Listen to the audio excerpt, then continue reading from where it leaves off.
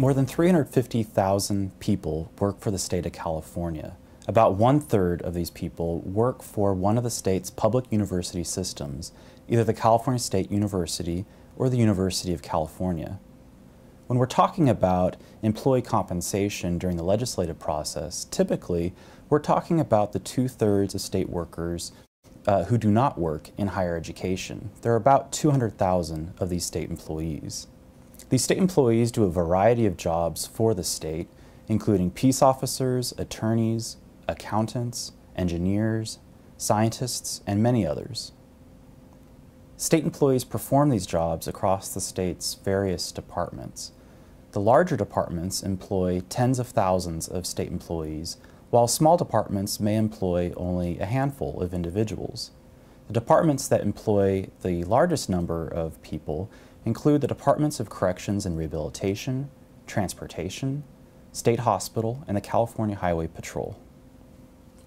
Since 1977, when the legislature passed the Ralph C. Dills Act, the terms and conditions of employment for most state employees are established through negotiations between state employees and the governor.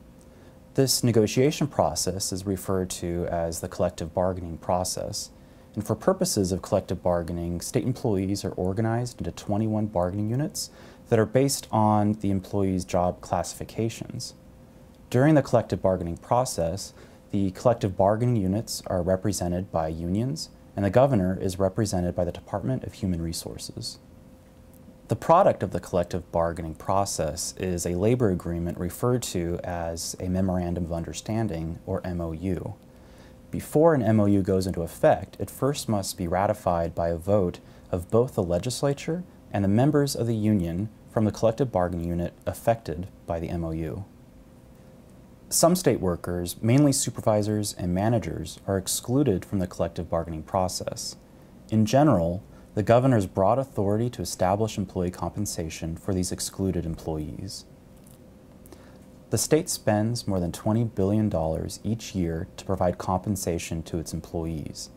For the typical full-time state employee, the compensation package includes costs for their salary, retirement benefits, and health benefits. As the graphic shows, the largest component of the typical state employee's compensation is his or her salary. An employee's salary depends on the type of job that he or she has. The average state worker receives a salary of somewhat more than $70,000. In addition, the state pays more than $18,000 for the average employee's retirement benefits and more than $10,000 for his or her health, dental, and vision benefits.